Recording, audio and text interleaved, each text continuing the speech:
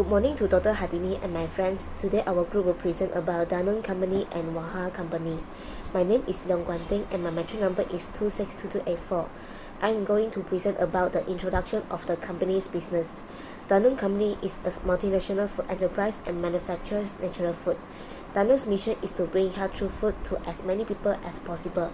According to their vision, which is Danone One Planet, One Health, their goal is to encourage more maintainable eating habits and healthier. In 1919, Isaac Caruso established Danone when it was a small plant that manufactured yogurt. Danone Group created 4 business lines which are medical nutrition, waters, daily life nutrition, and essential dairy and plant-based products. A joint venture built by Danone and Waha Group in February 1996. Initially, the joint venture has 3 members which are by Fortune, Danone Group, and Waha Group. Waha Company is an enterprise that produces food and drink. Danone and Hangzhou Waha Group built a joint venture corporation which is Waha Group. Hangzhou Waha Group is the largest beverage producer in China, whereas Danone is a French joint venture partner. In 1987, Zhong Qinghou founded the corporation. In 1995, Danone and Waha Group's argument about the joint venture began. Zhong Qinghou had recommended by Peregrine Investment Holdings to Danone in 1995. On 28 March 1996, they have signed a joint venture deal after the discussion. The Danone has the interest to buy out Waha Group as the business has expanded well. In December 2006, older Waha's general manager Zhong Qinghou and Danone signed an agreement to let Danone purchase the majority of shares in non-joint venture operation that still failed to purchase. Next, I would like to present about global expansion and growth of the multinational companies. Bringing healthful food to as many people as possible is Danone's strategic mission, which has become a top worldwide food and drink corporation. Fresh ready products ranks first in the world, bottled waters and infant nutrition ranks second, and medical nutrition ranks third. The internalization of events can be ascribed to these powerful marketplace positions. First, Danone advanced in the European marketplace and then continued to expand into different geographic areas. In the past 10 years, Danone has greatly reinforced its operation in emerging nations such as China, Indonesia, Russia, and Brazil. The corporation achieved its goal of attaining a balance between developed and developing marketplace in 2010. In 1970, Danone began its global expansion in Western Europe. The rising integration of the European Economic Zone was represented this period.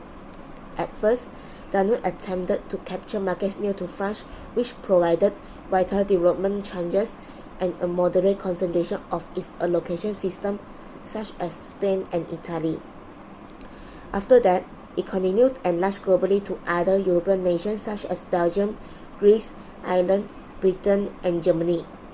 Danone prefers external development business, especially the procurement of local brands and minority equity investments. Danone discovers the probabilities of extending into Central and Eastern Europe nations after the collapse of the Berlin Wall in 1989, which is a sign of the termination of the Soviet regime. First, export goods made in Western Europe through sales subsidiaries established in targeted nations. Simultaneously, joint ventures were created with the domestic corporation to set up production facilities. The company later acquired some of their partners to perform events autonomously. Central and Eastern European nations such as Poland, Hungary, and the Czech Republic have adopted this method.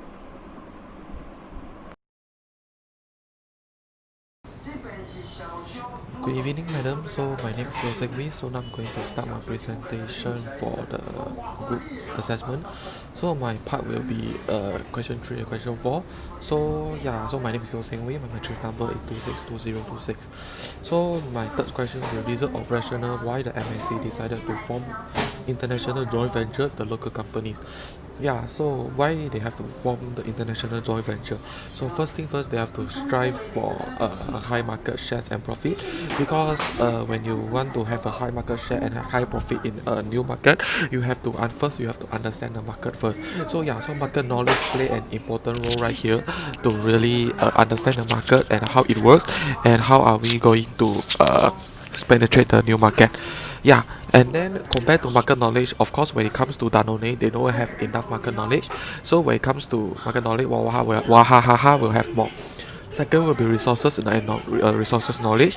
So yeah, over here, Danone form in partnership with Wahaha to understand the markets more, and how to utilize their own have resources to penetrate the new market. And also Wahaha understand and familiar to the Chinese market, which is the China market compared to Danone, because it's the local company. And also it understand how China market operation as well. So next will be competitive advantage. So yeah, by forming joint venture with the local company, it will raise the Danone competitive advantage in terms of resources, branding, cost saving, and more. Yeah, and yeah, when you form a partnership with a local company, it will raise the MNC, which is the Danone credibility as well. And also last but not least will be increased chance of succeed as well, because when you form partnership with the Wahaha, is you are already riding a renowned brand as well. So next will be question 4, strategies adopted by the MNC to gain a position in a new market. So first thing will be unique branding. So basically branding develop product and company brand, and also the branding is distinguishable and acknowledgeable as well. And also when it comes to Danone, this name, when it translates to Chinese, it means develop the abilities. So where also they do research on the Chinese consumer. Basically they are sensitive to medical product and consume a lot of dairy product. So Danone can get this opportunity to penetrate the new market. So next will be partnership with Wahaha and Yahili. So basically Wahaha and Yahili is the partner of the Danone, which Wahaha already is a history, but right now still a partnership with Yahili as well. So last but not least will be online presence and reputation.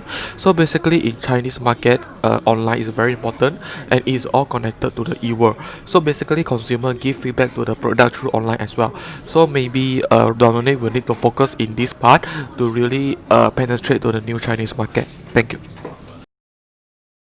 Now I'm Zhu Hongchuan, matrix number 262152, would like to explain about the successful projects that the two companies have jointly worked on. Firstly, 5 joint ventures companies. As all of you can see in this slide, on 28 March 1996, 5 new companies were established. For establishing of the 5 joint venture companies, an investment value of 17 million of US dollars has been made, and they were registered under Jinjia Investments Co. that is located in Singapore. Secondly, factory in Indonesia. In 2004, both of the companies decided to make an investment in a plant which is located in Indonesia. The purpose of the factory in Indonesia is for the production of the products, including not only the non-products such as biscuits and dairy goods, but also Wahaha products for children, which are the milk-based drinks. Thirdly, new products produced by Wahaha and Danone. There are 3 new products produced as a result of their joint venture. The new products are Wahaha Smoothie, Your Milk Coffee, and Nutri Express Drink. Next, I would like to talk about the reasons why the joint venture failed to be maintained. There are several reasons why the joint venture of Danone and Wahaha failed, which include failure of transfer of the Wahaha trademark. To establish a joint venture, Wahaha company has agreed to transfer the trademark of Wahaha with the value of 13.2 million US dollar to Danone. However, the process of transferring trademark of Wahaha to the non-group did not get the approval from China Trademark Office. Thus, an abbreviated license has been registered and was accepted by the Trademark Office, which means exclusive license of the trademark is transferred and not the full ownership. Besides that, the control issue among partners. Unlike the non, Wahaha viewed the 51% interest of the non-legal control as unfair to it. As 51% interest is unable to provide efficient control to the non, Wahaha has taken legal actions against the non when Wahaha felt like the non is trying to take over its company in the means of joint venture. Lastly, lack of day-to-day active supervision. The available management job position for daily operation were filled by Zhong, the owner of Wahaha, not only with the members of his family, but also workers from his own company. The control for day-to-day management that has fully taken over by Zhong enabled Wahaha's unlawful act to take advantage of Wahaha trademark, which is the trademark for the joint venture and its network of supply and distributions. This contributed to why their joint venture failed to sustain. Hello everyone, my name is Lee Howen and my metro number is 261998. And now I want to start my presentation to my MNC project paper. So, in the question 7, after the Darknet Malaysian margins was discovered by Wahaha, Wahaha took a step to overcome the problem. When the Wahaha discovered the problem, it decided to revoke the trademark and it believed the trademark has been unfair transferred to Darknet. This is not longer a matter of the loss of assets by company they work for. They now regard the transfer for brand share as their personal property. In addition, the trademark transfer was also rejected by the Chinese Trademark Office because the brand belongs to the state. Wahaha does not have the right to transfer the trademark to private enterprise. Darknet and Wahaha did not terminate the joint venture but designed to resolve the approved issue by signing an exclusive trademark license agreement. As the talk by the two sides was brought down, the two sides resort to arbitration and litigation. Wahaha Group applied to Hangzhou Obligation Commission for obligation. The obligation attempt to invalidate two trademark license agreement. The claim is beside illegal benefit as it intended to advise Chinese law. However, under coordination for the two-side government, two-side company reserved a friendly solution. In the question 8, when the partnership between the Wahaha and Darknet dissolved, there are some negative effects on the two companies. Even the dissolution of the partnership between the Wahaha and Darknet will not have any significant negative impact on their financial performance or their ongoing operation. However, it may affect some short-term profit growth. For example, when the Darknet dismantled its partner business with the Wahaha, it affects Wahaha income in the following years. At the same time, Wahaha have not made a breakthrough in product innovations since it break out with the Darknet, and the market reactive to the introduction of the new product have not been ideal. It also provides the cooperation with the Darknet have a particular impact on the Wahaha. That because Darknet development in beverage industry is a mature technology strategy and technical capabilities. Also, with the Wahaha continued development in China since inevitable, it may take some time for the Wahaha product to development in overseas. If the Wahaha product want to compete in the US beverage industry in the future, it may need to adjust their market strategy. However, many US consumers still does not know about the Wahaha product and need to expand their distribution. Users the product repackaged as a substitute product, or they find the new partner to work together. However, after the Wahaha and the Darknet determine their relationship, access to and expansion of the US or foreign market can be challenged and straightforward. So this is my presentation, and now I will pass to the group members. Thank you. My name is Li Wenfei, metric number 262023. Today I'd like to present the suggestions on how to make a global joint venture work. So there are the 4 suggestions that I have shown at the PowerPoint slide. First, regulation and law. By joining a joint venture, normally they will share the capital, trademark, company name and technology, and all of the cooperation conditions will remain into an agreement. So Waha company have operate a company which produce the similar product with joint venture company and secretly, and they had taken around 100 million of money from joint venture company. Therefore, Danone discovered this issue and they felt got cheated by Waha company. So the best way to overcome this issue is communicate well with each other before signing an agreement. So for example, Danone can require Waha company to discuss with them before making any decisions. Secondly, daily operation and management. Every joint venture members need to take part in the daily operation and management of their business.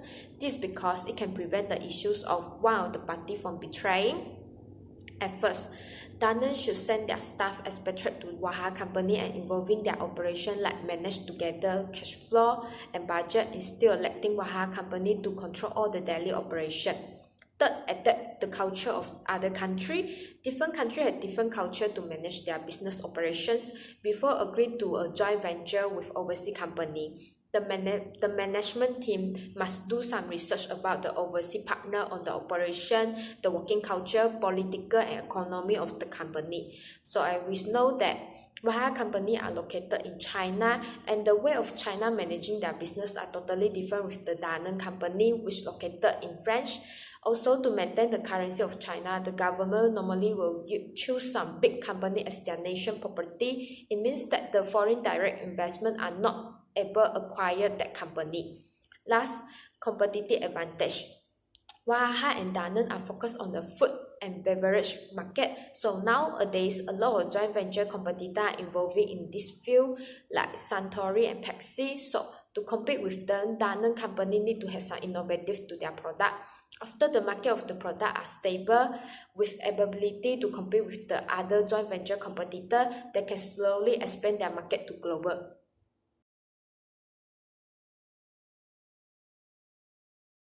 As a conclusion, Danone company have been cooperating a joint venture with other countries as a strategy to expand their business. So Danone had cooperated with Waha company by sharing their resource, knowledge, and unique brand name.